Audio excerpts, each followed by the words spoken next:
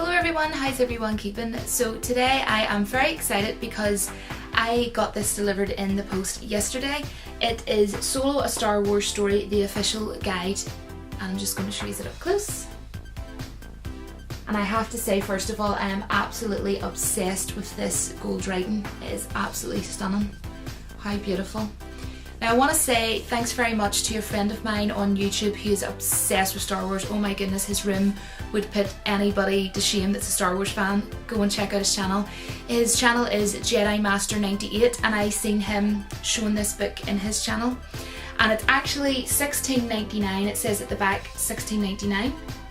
But both of us actually were able to pick it up online for £5, so we both got a bargain. I'm not going to show you through the whole book because we'd be here all day, but this is the front part.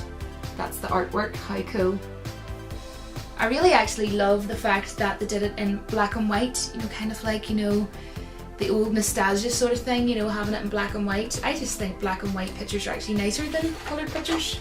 And in the inside, it just says Solo: A Star Wars Story, the official guide, and of course we have the awesome Chewbacca. It shows you that he has fight goggles acquired on travels and that frost clings to his coat. Next page, there's a picture on this side and then it just says Solo: A Star Wars Story, the official guide, written by Pablo Hidalgo. And I really like this page. I really love the vibrant yellow colour along with the black. The characters, and there's even a range trooper in there as well. I'm so proud of how prepared I am for today's YouTube video because normally I'm not prepared at all. I even have a range trooper behind me, which hopefully you can see, and I have a couple of holiday edition Jawas because just, well, you know, I'm a bit random and a bit crazy, so we're going to move on. It actually shows the different chapters. There is 6 chapters, I believe. Yes, 6 chapters, and then there is an index at the back, and I'll show you all that later. There's a picture of Han Solo. It's really cool. I'm just going to read out a little bit from this page for you. It's 1988 and I'm 9 years old. My mum and I are in San Francisco, seeing the sights, Golden Gate Bridge, Alcatraz, eating dim sum in Chinatown. And there's one other stop on our tour. A few years earlier, my dad had done some writing for this guy, George Lucas, the Star Wars guy. That was in the early 80s, before I was old enough to really appreciate it. But their past collaboration and friendship meant my mum and I were able to arrange a visit to the visual effects company that George had funded. The name alone quickened my 9-year-old pulse. Industrial light and magic. The fusion of technology and fantasy. The idea that anything could be made real on a movie screen was both exhilarating and terrifying. That primal cocktail of emotions that fuels the imagination of all children. Introduction, and of course you can see the Millennium Falcon. And on the next 2 pages it just says Chapter 1, Mean Streets, and look at the beautiful purple and yellow colours. I really like the whole colours and sort of whole design of this whole book. I think it's really beautiful. You can let me know what you think in the comments. We have Beckett and it just sort of explains about his uniform and things like that. It's really cool. And then you have information all about the awesome Chewbacca, Han Solo's best mate. And it tells you here under his data file his height is 6 foot 8 inches, which is 2.3 meters. Ammunition cells crafted by Rio Durant.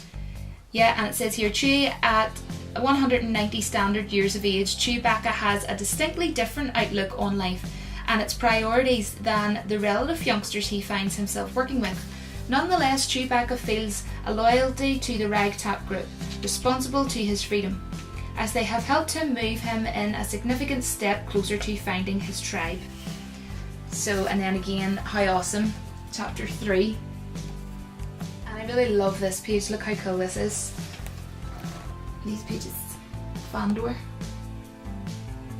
What I really actually liked about Solo: A Star Wars Story, now I have to say I do have quite a few issues with the movie, but I did enjoy it, I did like it, which I wasn't actually thinking I was going to because I didn't like The Last Jedi and I was really worried about watching it, and I just laid off on watching it, and I watched it and I loved it.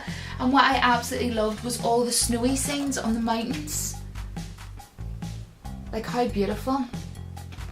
So that was one of the things I really loved about the movie, and I absolutely love the range troopers in that movie. Oh my gosh, So yeah, and then there's more information about Beckett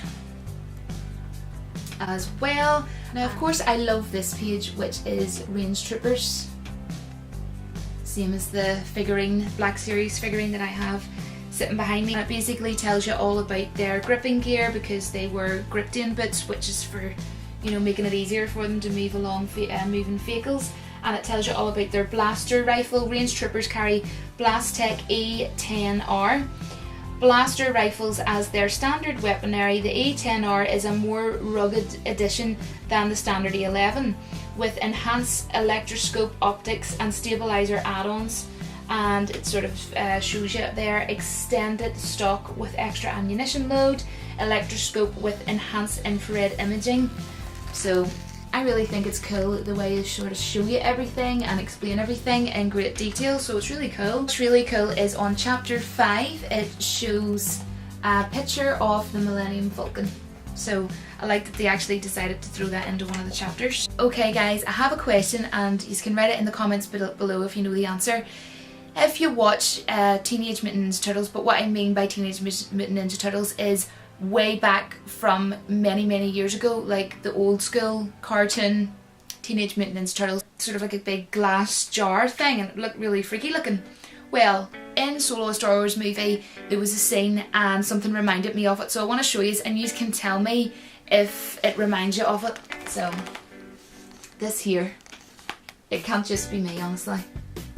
So you can let me know in the comments. And one thing I absolutely thought was really cool was Emilia Clarke was in this movie. And I love the Game of Thrones. I don't actually live far away from where the tour is, and it's that good that I've actually been on it twice. And they take you to this place where the Dire Pups were born, and it's called Tullymore Forest. And you got to try on like the cloaks like the Game of Thrones, and you also got to get like swords, but obviously they're not going to be the ones from the Game of Thrones, but they're pretty much like it, and I got to hold one that looked like Jon Snow's sword, so I just thought I would randomly add that in. And then you've got of course Lando as well. And then you have got all about the Sabak cards and the game and everything, and it sort of tells you a rundown of all of that, like dried chalk root used as gambling stake, beverage cup filled by a floating repurposed administering nurse droid, Sabak deck holder crafted to hold exactly 62 cards. And then it sort of has, like, apart from the movie, pull up a seat. In the back room of the lodge there is always a Sabak game in progress. When stakes are high, an eager crowd gathers to watch a game unfold, and I will show you what it looks like. That's the part I was reading out there. L3, and again another chapter, chapter 5.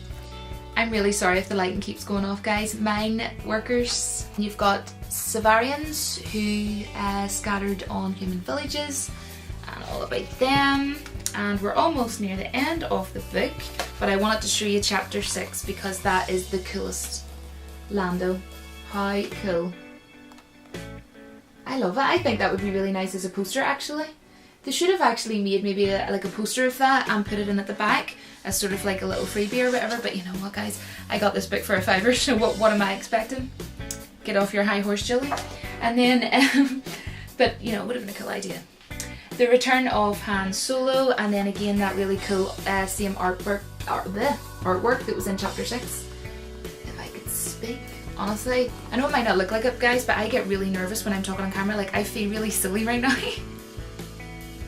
Give me some confidence down in the comment section. And then we have, we're into the index now, so as I was saying earlier, so if you're looking for something in specific, you know, you can look in the index. So, you know, it's always handy and it's always good to have an index in general, you know. Don't know what I'm talking about now at this stage. So yeah, that is pretty much it, and that is the very end of the book, and it just sort of gives like acknowledgements and stuff like that, and it has a picture of Han Solo of the book, and again at the back it's the same black and white photo that was at the front, which I have to say I'm really digging because, I don't know, I'm feeling 80s vibes here, definitely am, and this is what the back of the book looks like. And that pretty much brings us almost to the end of this, but I wanted to read out not all of the back of the book, but just a small part. It says that it's produced in collaboration with Lucasfilm and written by Star Wars expert Pablo Hidalgo. Pablo Hidalgo, I hope I pronounced his name right. Solo: A Star Wars Story, the official guide, explores new worlds, characters and vehicles in unparalleled detail. And it also says that the exclusive cross-section artwork was done by Richard Chasemore and a foreword by screenwriter John Kasdan. Yes. And it just says Disney, Lucasfilm at the bottom and starwars.com and 2018. So yeah, that is the back. I also wanted to quickly say this picture here of Han's lucky dice. You can actually get that on, I think I seen it online somewhere, and you can actually buy it, and I thought that was really cool just to have as like a kind of a Star Wars item sort of thing, because I collect Star Wars stuff of course, and I have like 2 big boxes underneath my bed. Doesn't all fit in there, so things are sort of scattered about other places, but mainly most of my stuff is in 2 boxes underneath my bed with all my Star Wars stuff. I even have a Stormtrooper pencil case. Let me know if you are now interested to maybe consider purchasing this book, or if it's not really your thing, you can let me know in the comments what you thought of this book. And please, if you get the chance, please check out Jack's channel, which is, as I said, Jedi Master 98. Guys, you just won't be disappointed. If you're obsessed with Star Wars, then you really should check out his channel, because I think that you were really interested in it, because his channel is all Star Wars. He is so into Star Wars, like honestly you can tell that he really genuinely has a love for it, and his room is just full of Star Wars stuff. It's so cool looking. So yeah, I hope you get the chance to check out his channel, and you can let me know what you think. I know that Jack would be really happy to get some comments in here from some of you. I know he would be really grateful, and I would be really thankful as well. So thank you very much for watching, and I will see you all in my next video. But until then, may the Force be with you, and don't turn to the dark side. Bye guys!